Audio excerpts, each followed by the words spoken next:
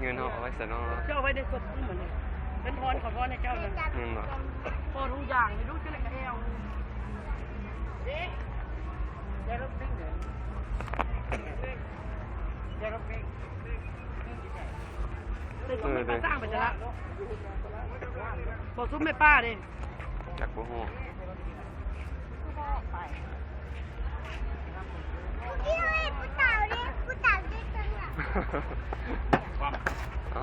ไปซุ้มแม่ป้าดิล่ะเอาเพื่อละกันมาแก้ก่อนเพื่อละกันนะโคตรเทียเมย์เลยระวังรถได้กระสุนนะ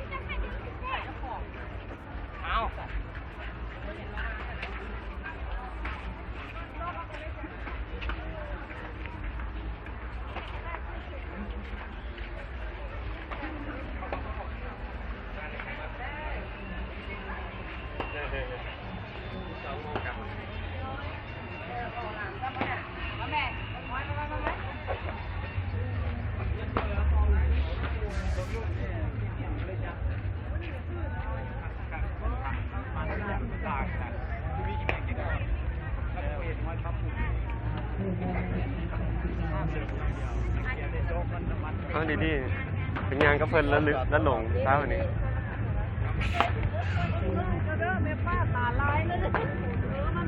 เป็นย่างหลงก็เจ้าค่ะ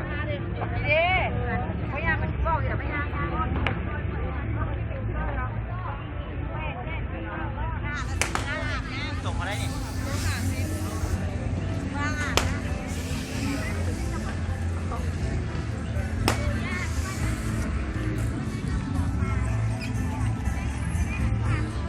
ไปกระสุนไป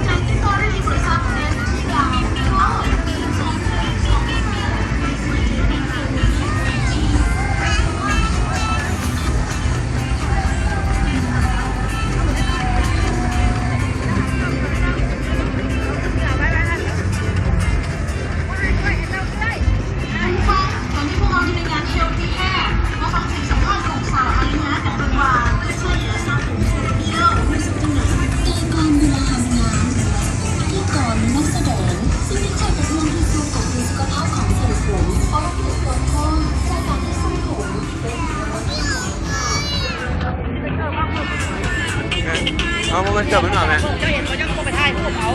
แค่อันเขาถ่ายรูปถ่ายไม่ไปไม่ไป แม่นแหละ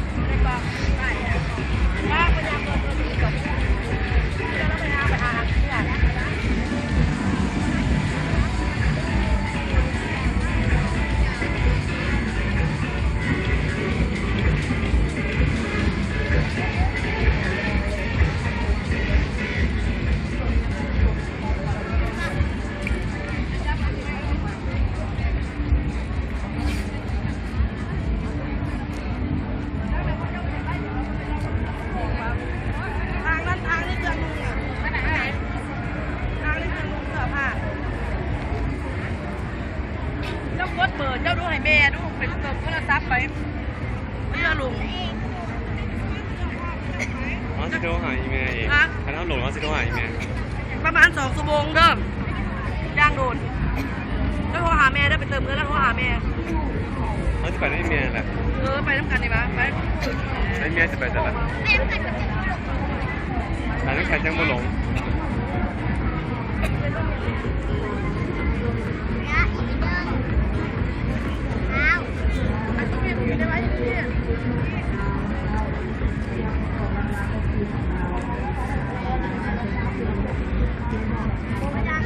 นี่ไม่ทางที่เหยื่อนะ ไปเบิ่งคนเขาเจ้าเห็นพักเข้าไปหาปะเขาหาไปเบิ่งปะเขาเจ้าเห็นทางเข้าไปเบิ่งเรื่องไปถงเลย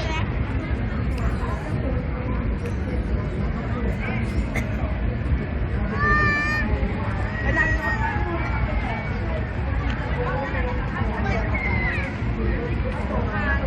ไม่ยัง เอาที่บอกเขาว่าเขาอยู่มันอยู่นะ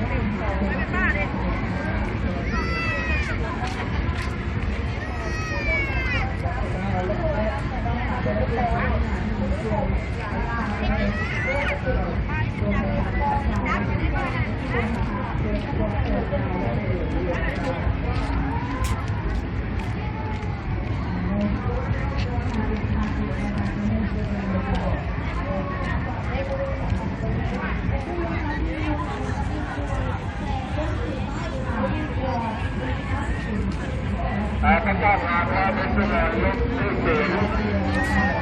พระเป็นสมานลบที่เศษมาจากบ้านพระสว่างใต้เมืองไก่สันไม่มีงานเกรงตัวในเขต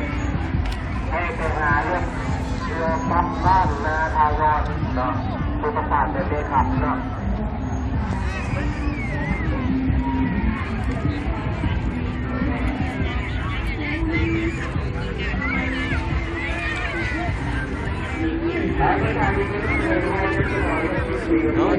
คุณโน้ตเนี่ยวันนี้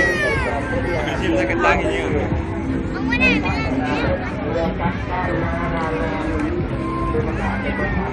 แล้วไปป้า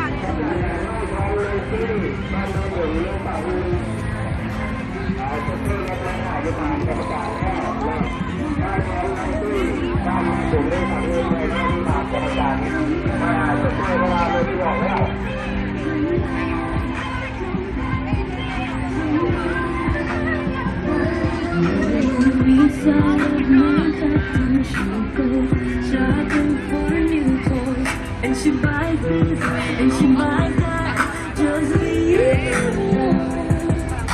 I wish that she would listen to the silent voice of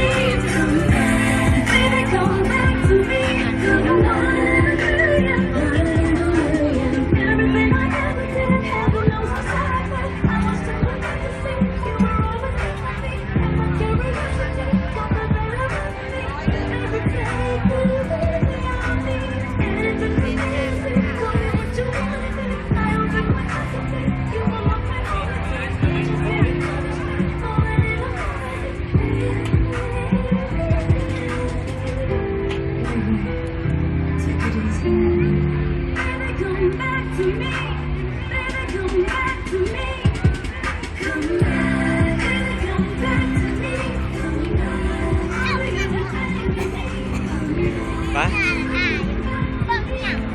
เบิ่งผู้สาว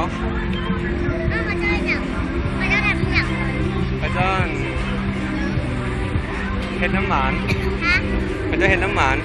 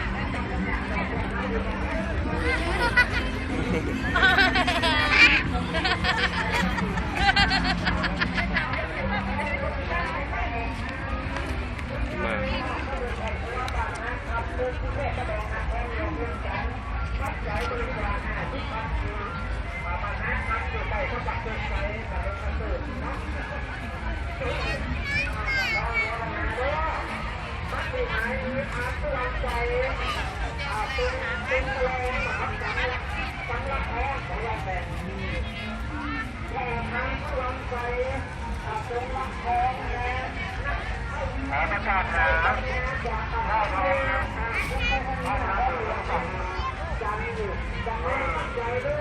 ลี้ยงยักษ์มือเลี้ยงยักษ์กับคนมั่งเลี้ยงยักษ์กับเพื่อนเลี้ยงยักษ์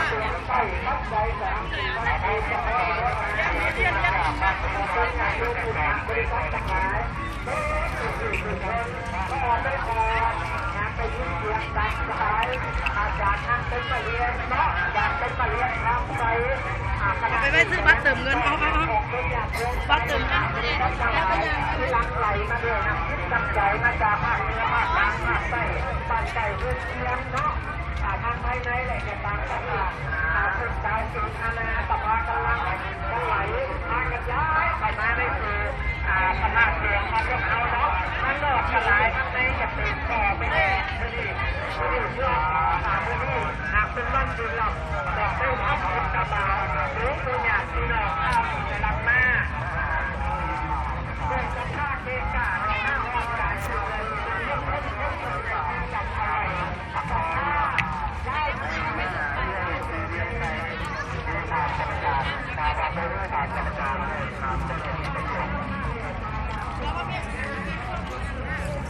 เป็นพาไทยจะขายเครื่องนึง ฮะ เป็นพาเข้าก็เคยเห็นบอกเป็นพาเข้าจะง่ายไม่ได้กินข้าวนอกไป เขากินแบบพระเข่าสิอ่ะ นะ เขากินแบบพระเข่าสิอ่ะ เจ้ากินบอกกับพุ่นกินแบบพาเข้าอะไรไป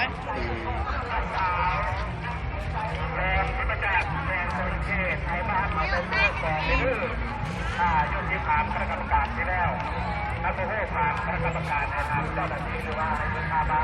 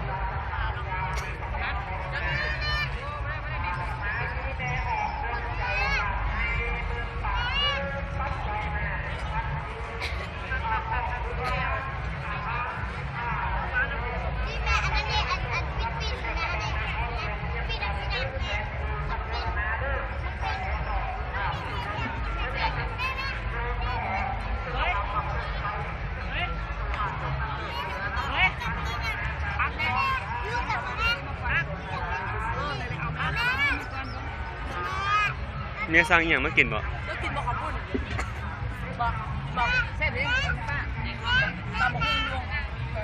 ไปก็กินไม่ได้ขันของเราเลยกินก็กินบอกขอบคุณลูกกินแล้วกันให้เอาที่ว่าลูกเอา กินก็กินปะ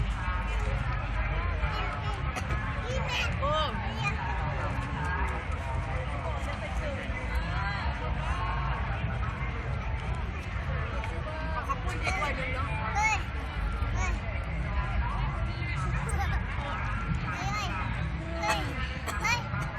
ได้ก็เสียวกินไหมกินไหม แมวหลายโพด หมดจะกินน้ำกันกินโน่นหลายคนอย่ากินโน่นนะกินนี่ก็ได้กิน เอาแล้วแม่ป้าเดี๋ยวโบกินอหย่างที่บอก กินตำมะฮุ่งกลัวมีเขาน่ะกินไปดีๆลูก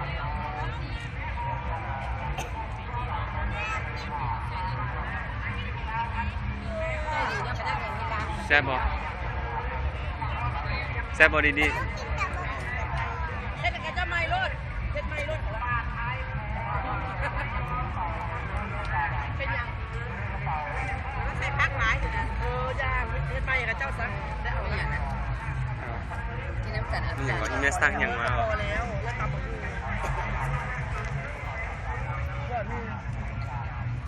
แซ่บบ่เผ็ดบ่ เห็นเด้ เผ็ดบ่ ความสุขเลย เผ็ด จะให้แม่มานั่งแบบยืดยันน้ำมันยังมาเอากินมาลวกแม่ต้องเบรกไว้ได้แล้วสินะแต่ละครั้ง ตูนบังเจ้ามาบุดแม่โอ้ยเจ้ามาบุดกูนะ เอามาห่อขันนี่กับพี่แฮนะขอบไปเลยเกิดมันเมื่อย แม่น้องแม่มึงแม่เจ้ามาบุด คุณน่ะ ใช่ มืด เมื่อมา กินแม่เอานั่งกินแม่เอาตายถ่ายได้ละถ่ายได้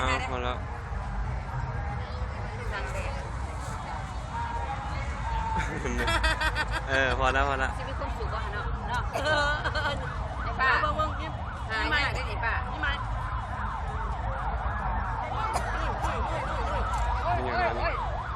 เป็นบินนั่นแหละเป็นบินนั่นแหละเป็นบินนี่นะเป็นบินมาว่าเป็นแล้วแบบเราเหล่าก็เจอได้ กินก็ได้นะ มึงจะ กินลูกกินนี่